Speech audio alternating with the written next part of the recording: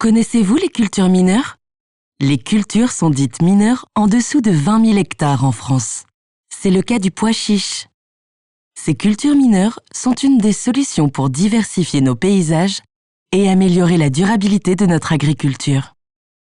Car actuellement, 83% des surfaces cultivées sont occupées par 5 cultures seulement. Mais pour l'heure, un ensemble de verrous contraignent le déploiement à grande échelle de ces cultures mineures. Les agriculteurs n'ont pas l'habitude et les repères pour les cultiver. Les organismes stockeurs les collectent rarement car il leur est coûteux de traiter de petites quantités.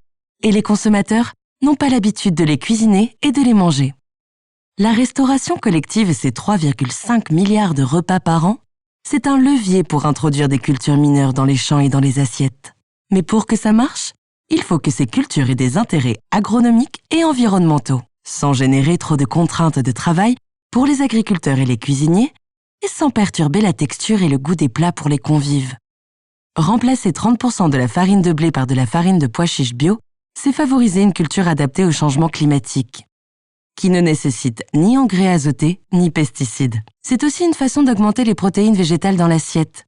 Et ça, c'est bon pour le climat. Au champ, c'est facile pour l'agriculteur. En cuisine, aucune étape de préparation supplémentaire. Et pour les convives, c'est ni vu ni connu.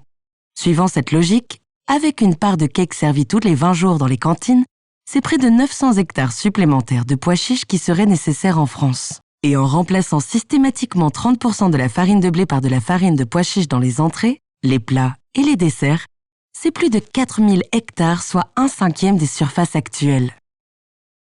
Conclusion? Sans se compliquer la vie, les cantines peuvent participer à la transformation des paysages agricoles.